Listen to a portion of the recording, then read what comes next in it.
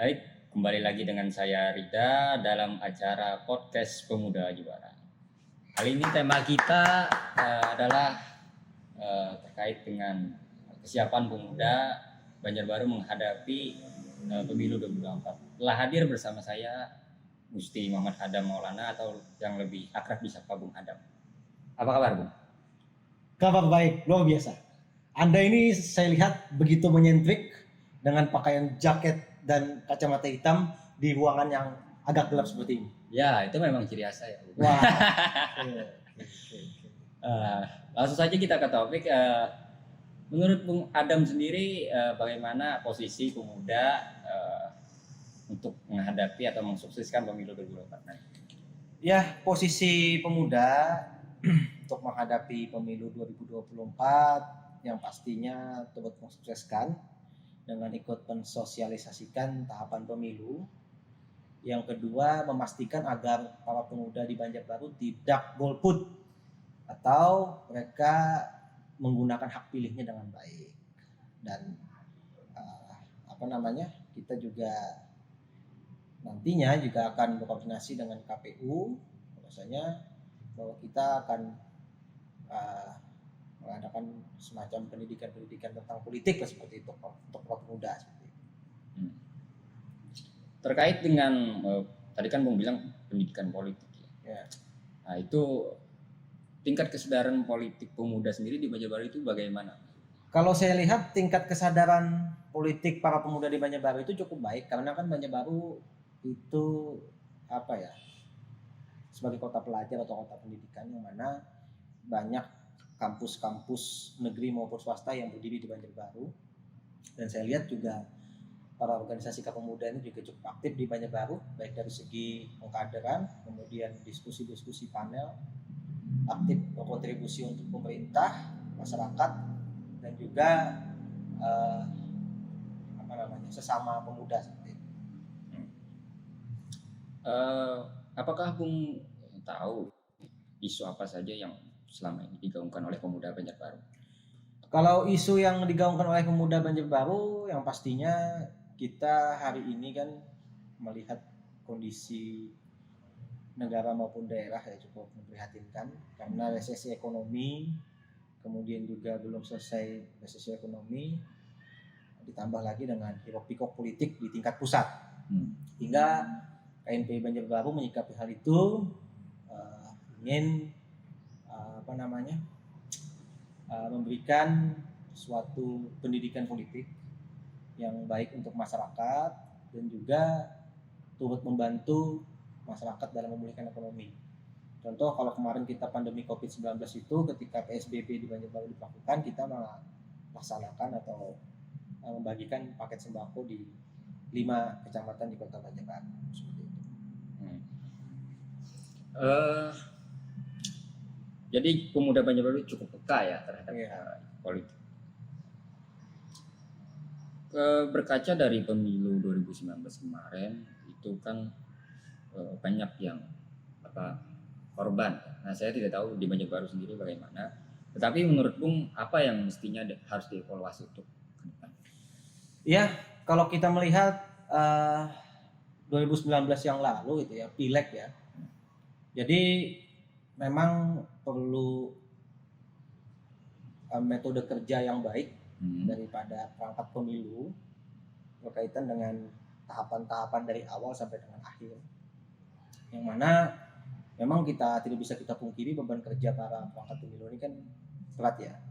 Apalagi kayak KPPS itu mereka menghitung, rekapitulasi, bahkan melaporkan setiap hasil laporan pemilu atau suara pemilu pileg, perolehan suara pileg di daerah masing-masing TPS pada kecamatan itu kepada PPS, dan PPS ke PPK, PPK kemudian ke KPU seperti itu. Sehingga perlu kita pastikan fisik mereka kuat, kemudian sarana prasarananya mendukung seperti itu, dan juga SDM-nya perlu ditambah atau diperbanyak seperti itu. Sehingga harapan untuk kemudian ada accident atau kecelakaan ke depan itu bisa diminimalisir. Nah, tentunya juga mungkin nanti juga pemerintah setempat juga akan menyediakan layanan bagi masyarakat yang perangkat pemilu yang sudah berjuang, sudah kemudian uh, bekerja dengan maksimal, ada jatuh korban. Dan harapan saya pemilu 2024 ini tidak sampai memakan korban yang banyak seperti itu. Ya, naudzubillah min dzalik, kalau toh hanya sakit ya masih bisa diatasi. Kalau sampai merenggut nyawa itu kan sudah luar biasa itu kan. Berat itu menurut saya. Nah, ini kan ada isu ya Bung ya. Ada yang mau proporsional terbuka, ada yang mau tertutup. Iya. Nah, berarti itu berkaitan sistem pemilu ya? Iya, berkaitan dengan sistem pemilu. Nah, ini menurut pandangan Bung Si ini gimana ini? Ya, kalau saya selaku ketua KNPI Banjarbaru menginginkan itu proporsional terbuka untuk sistem pemilu 2024. Karena saya melihat untuk proporsional terbuka sendiri itu daulat rakyat memang diutamakan. Masyarakat bisa langsung memilih caleg yang ingin dipilih mereka. Sehingga apabila nanti terpilih, mereka bisa langsung mendatangi atau menagih janji apabila tidak terrealisasi. Dan kita cara mengukur kinerja mereka juga lebih mudah, karena kita bisa mengetahui caleg A yang mana yang kita pilih, yang kita usung, kemudian berhasil gitu kan, ketika reses maupun nanti pokil mereka turun ke lapangan, kita bisa langsung menagih janji mereka. Saya sependapat dengan Bung. Saya juga lebih memilih yang terbuka ya, karena yang terbuka itu enak dipandang. Iya kan? Iya, betul.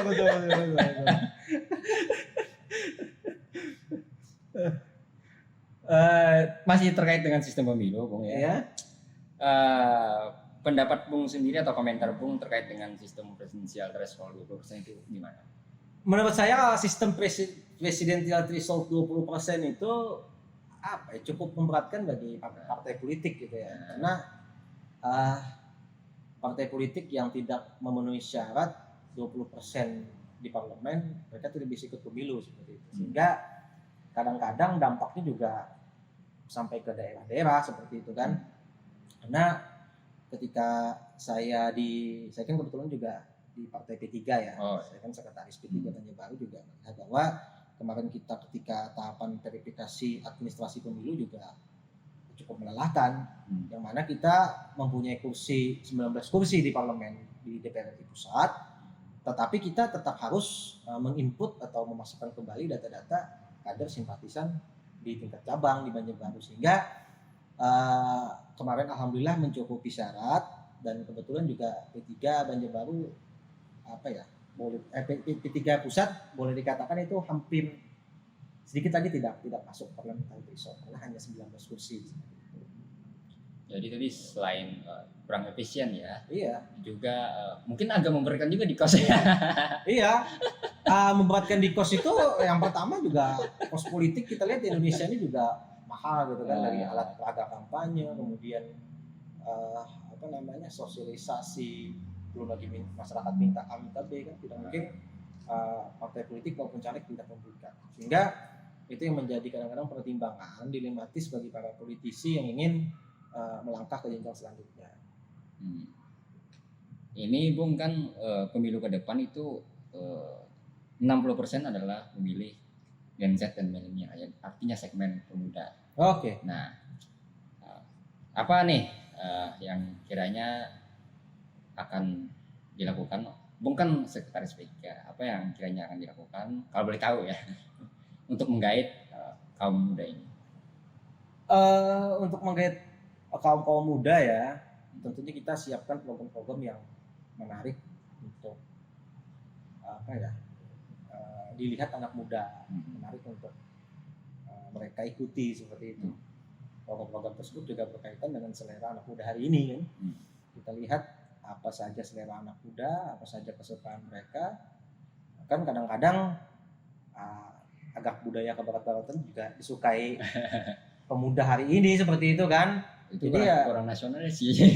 Iya, kalau dibilang kurang nasionalis ya kurang, cuma memang seperti itu keadaan Indonesia hari ini kan, budaya hedonisme begitu kuat, sehingga kalau tidak dibentengi dengan ajaran-ajaran Islam, akidah kita kuat dari itu akan sulit untuk kita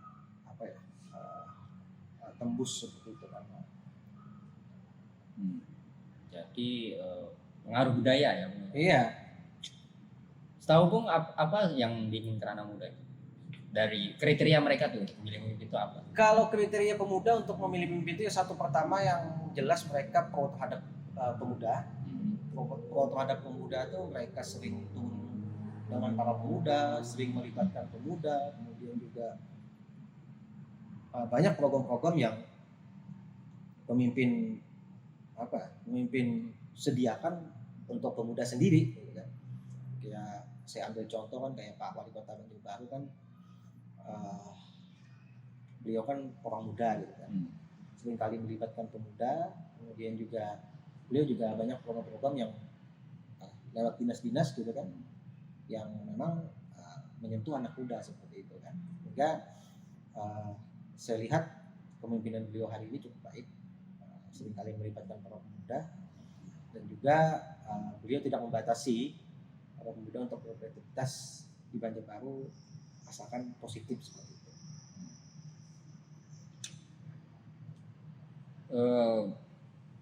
Bagaimana tingkat partisipasi pemuda Banjarbaru saat pileg kemarin 2019 maupun pilkada? Partisipasi pemuda saat pileg kemarin cukup baik, antusias mereka juga boleh dikatakan ya. Menurut saya bahkan pemuda lebih tinggi daripada orang tua seperti itu, karena kan mereka sebagai generasi penerus bangsa yang mau tidak mau mereka mempelajari latar belakang seorang pemimpin seperti itu kan. Agent of change ya. Iya, agent of change. Kemudian mereka juga track record seorang pemimpin itu seperti apa, mereka kaji, mereka diskusikan, kemudian mereka pilih, tentunya sesuai dengan hati nurani dan juga naluri politik mereka masing-masing gitu kan. Yang jelas yang membawa daerah itu kepada kemajuan. Terlalu tegang ya kita ngomongnya. Ya. Kayak biasanya kalau tegang tuh perlu lemaskan. Iya.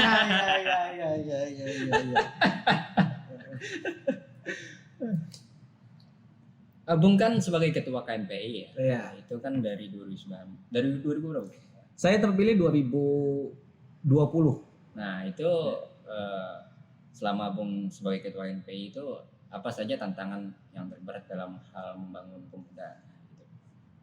Untuk membangun pemuda itu sebetulnya tantangan yang menurut saya agak berat ya, itu untuk dijalani, itu adalah menyatukan pemikiran, menyatukan visi, menyatukan misi dan menyatukan gagasan dari seluruh ideologi pemuda yang terhimpun di KNPI Banjarbaru. Karena kita tahu sendiri kan di KNPI Banjarbaru ini kan banyak terkumpul organisasi kepemudaan dari berbagai latar belakang, sehingga kadang-kala kalau kita bergerak maju sama-sama dengan mereka, kadang-kadang mereka kalau tidak sesuai dengan keinginan, dengan selera, kalau tidak sesuai dengan pemikiran mereka tidak ikut gabung. Kalau saya sendiri sih pengen kan, karena KNP ini dan sebagai induk organisasi, pengen itu semua tuh menyatu gitu kan. Nah cuma kadang-kadang hal itu mustahil terjadi gitu. Karena mereka ada yang memang secara garis ideologi memang mereka ke mana arahnya gitu kan. Ya kita tuh tergantung daripada ideologi masing-masing. Tapi kalau sifatnya untuk ke Banjarbaru, untuk satu tujuan membangun Banjarbaru yang lebih baik, ya saya rasa semua juga punya pemikiran ke sana seperti itu. Apakah Banjarbaru sudah bisa dikatakan sebagai kota layak huni? Banjarbaru sebetulnya kalau secara gerakan, secara kemajuan sudah boleh dikatakan sebagai kota layak pemuda. Karena hari ini kita lihat antusias pemuda cukup aktif dalam berkegiatan, berkader, berhimpun, dan juga berkegiatan positif lainnya seperti itu kan. Alhamdulillah juga kan Banjarbaru hari ini kan sudah memiliki Perda nomor 2 tahun 2021, Perda tentang kepemudaan, yang mana di dalam ketentuan umumnya membunyikan bahwa kota layak pemuda seperti itu. Sehingga insya Allah tahun ini saya akan komunikasi lagi dengan Dinas Pemuda, Olahraga, Kebudayaan dan Pariwisata Kota Banjarbaru untuk bagaimana ke depan khususnya tahun ini Kota Banjarbaru bisa mengikuti seleksi kota layak pemuda seperti itu. Dan saya harapkan, karena kebetulan saya tahun ini habis di kepengurusan KNPI sebagai ketua KNPI Banjarbaru, saya harapkan ketika saya lengser nanti saya bisa mempersembahkan kota layak pemuda ini kepada pemerintah Kota Banjarbaru. Luar biasa ya. Tepuk tangan dulu dong. Misinya bagus. Iya. Ke kriteria pemimpin yang ideal menurut Bung itu seperti apa? Kriteria pemimpin yang menurut saya Nah, paling ideal dimanapun itu adalah Nabi Muhammad SAW. kalau di Indonesia? Wah, kalau Indonesia itu orang tua saya sendiri. Saya boleh tanya nggak itu? Ya. Jarang kan ada anak muda yang tertarik dengan politik. Saya jujur aja loh, Ya. jarang saya lihat ada yang tertarik. Nah, Anda sendiri itu jadi tertarik dengan politik itu gimana tuh ceritanya? Ya jadi sebetulnya saya itu kan dulu memang meleknya kan di pariwisata ya. Karena memang saya ngambil sekolah SMK itu kan di jurusan kepariwisataan, lanjut D3 di Banjarmasin juga jurusan kepariwisataan, sampai kemudian alih jenjang di D4 itu jurusan kepariwisataan. Namun seiring berjalannya waktu mindset saya bergeser karena kebetulan bapak saya, almarhum bapak saya itu seorang politisi, mantan anggota DPRD Provinsi Kalimantan Selatan 3 periode, dan beliau sudah meninggal sejak 31 Mei 2022 kemarin. Saya malah muncul minat politik gitu kan. Prosesnya itu ketika bapak saya maju di periode kedua tahun 2014 sampai 2019 itu di situ mulai dah geliat politik saya mulai muncul gitu kan. Sering kali diskusi sama bapak gitu kan, kemudian ikut bapak reses sampai dengan sosialisasi ke lapangan ya, seperti itu kan. Hingga dengan saya di KNPI saya menjajaki hal tersebut, semakin kesini kok semakin menantang gitu kan, semakin menarik gitu kan bagi diri saya sendiri gitu kan. Nah itu yang saya rasakan hari ini. Luar biasa ya.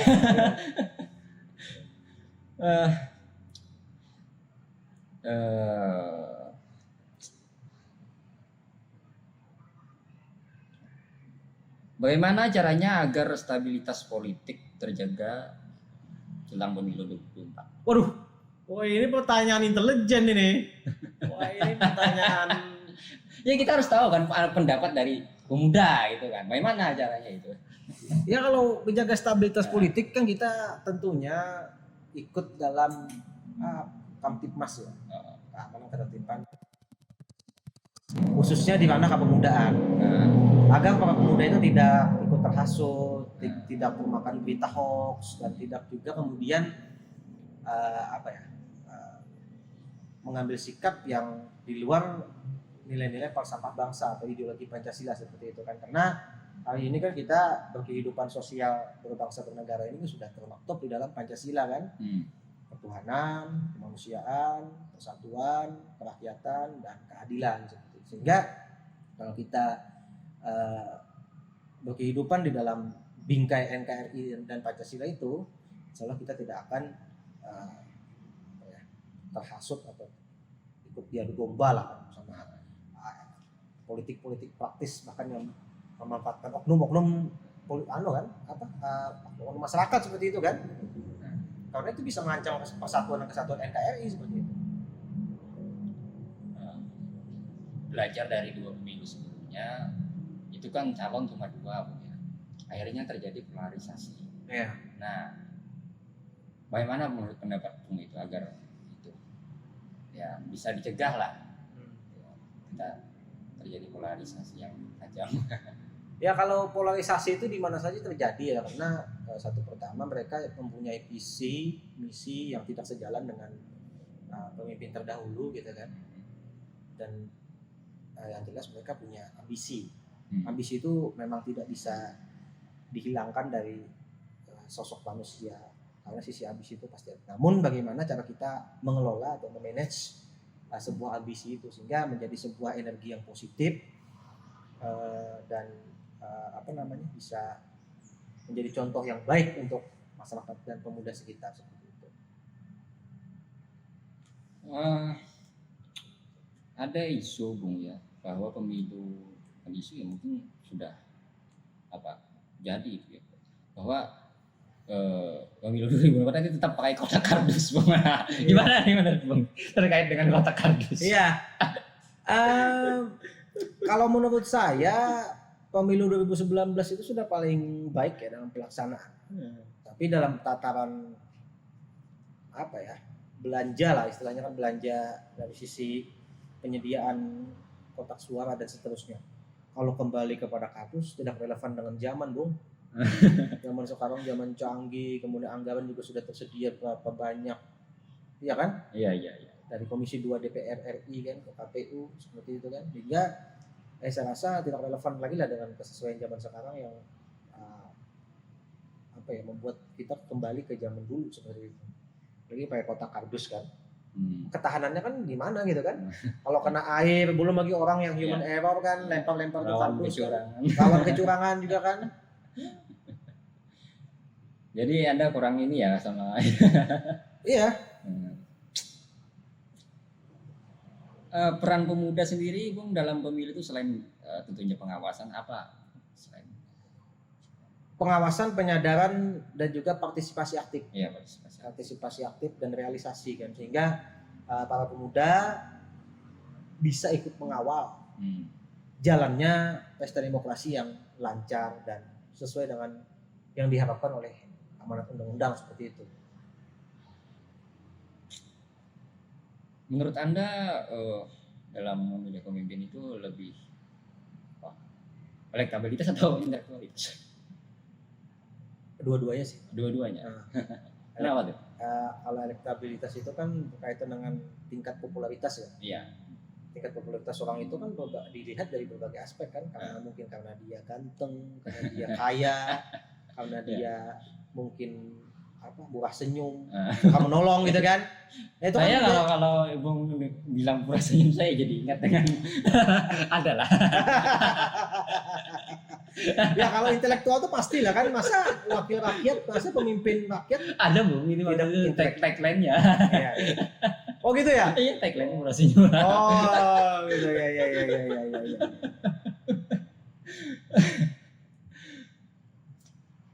Nah, ini kita mungkin kita nggak agak-agak kurang terstruktur ya. Iya.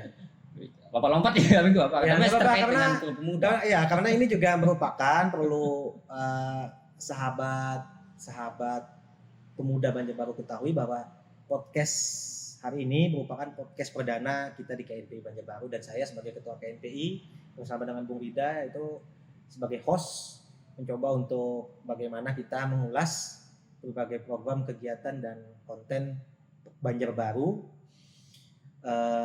dalam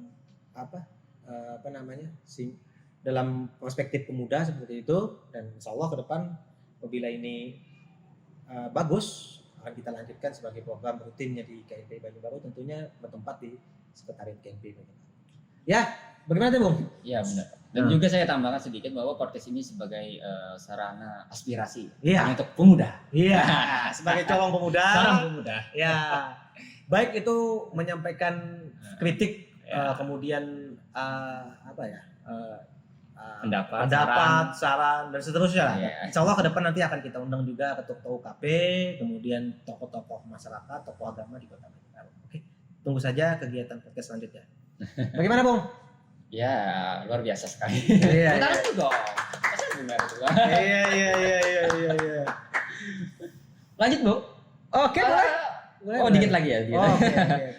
Terakhir mungkin, Bung, ini saya ada data ya dari Kemenpora terkait dengan indeks pemuda EPP ya. IPP, indeks pembangunan pemuda. Ya, indeks pembangunan pemuda itu tahun 2021, Bung. Untuk Kalsel itu ada di posisi 22, Bung, dari 34 provinsi. Ya. Memang lebih baik dari beberapa tahun yang lalu ya, karena tahun-tahun yang lalu itu posisinya sekitar 30-an. Tetapi perlu digarisbawahi bahwa ada 3 domain yang nilainya itu di bawah 50, Bung.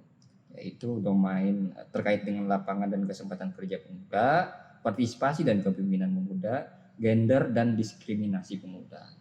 Nah, terkait dengan hal itu di Banjarbaru sendiri, ini kan Kalsel, Bung. Nah, di Banjarbaru sendiri itu bagaimana, Bung? Yang pertama tadi apa? Lapangan dan kesempatan kerja pemuda. Oke, itu dulu saya jawab. Untuk kesempatan kerja ya. Dan lapangan dan kesempatan kerja pemuda. Lapangan dan kesempatan kerja pemuda saya lihat hari ini juga cukup baik tercipta di Banjarbaru, khususnya karena tidak bisa kita pungkiri hari ini memang tidak ada orang dalam, agak susah. Itu terus terang saja gitu kan. Rahasia umum. Ya. Jadi apa ya? Mungkin life skill sangat diperlukan hari ini untuk menjawab tantangan revolusi industri 4.0 ya, 4.0. Life skill mungkin kayak Anda ini kan berbakat menjadi host, Anda membuka kolaborasi dengan KNPI, membuka podcast di sekretariat kita yang luar biasa ini. Luar biasa ini ya kan, karena ini pemuda ya, kita mesti berjuang. Jangan terus-terusan kita selalu mengeluh dan meminta-minta gitu. Iya, benar. Karena ini juga patut kita syukuri, kita bisa membuat kegiatan dengan seadanya dan sesederhana mungkin. Asalkan kegiatan itu bisa memberikan kontribusi positif kepada kemajuan perkembangan Kota Banjarbaru. Untuk lapangan kerja sendiri itu alhamdulillah saya lihat untuk Banjarbaru itu tidak ada yang datang ke saya untuk minta pekerjaan seperti itu. Paling-paling ya apa ya? Kalau sekali-kali ya mungkin bisakah mungkin ada yang bisa dikerjakan sama-sama. Itu lebih kepada kolaborasi kegiatan aja sih sebetulnya kan. Kalau memang ada honornya, kalau memang ada proyeksi untuk bisa dikomersilkan ya kenapa tidak kita kerjakan seperti itu. Iya. Itu yang pertama. Yang kedua Yang kedua tadi terkait dengan partisipasi dan kepemimpinan muda. Ini mungkin sudah dijelaskan ya. Sudah dijawab ya. Nah, yang terakhir ini gender dan diskriminasi pemuda.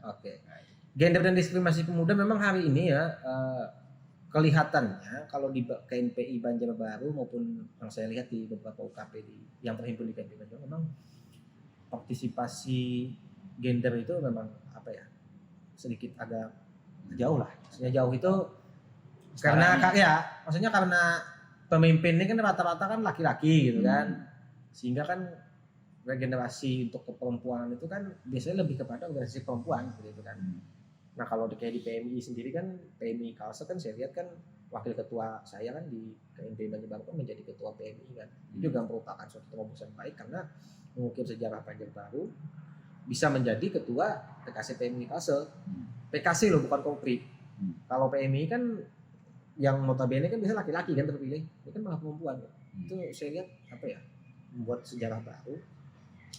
Kalau di Banjarbaru untuk kepemimpinan itu biasanya sudah terkenal dengan organisasi masing-masing kayak IPPNU perempuan, IPM biasanya perempuan, misalnya ada juga laki-laki gitu kan, cuma kalau kayak NA kan perempuan pastinya.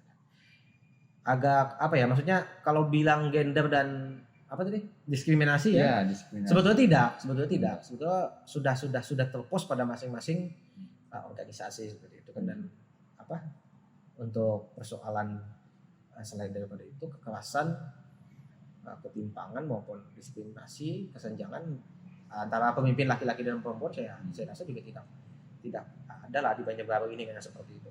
Ya juga mereka rata-rata cerdas dalam berpolitik seperti itu, dan mereka rata-rata juga memiliki sense of feeling politiknya tinggi juga, sehingga mereka bisa memanajemen para kader-kadernya yang di bawah seperti itu. Luar biasa ya penjelasan dari Bung Adam.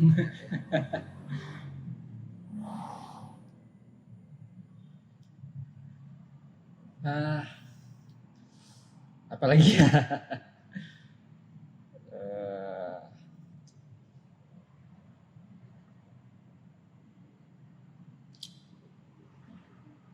Bung Karno pernah berkata, beri aku 10 muda, maka akan kuguncang dunia.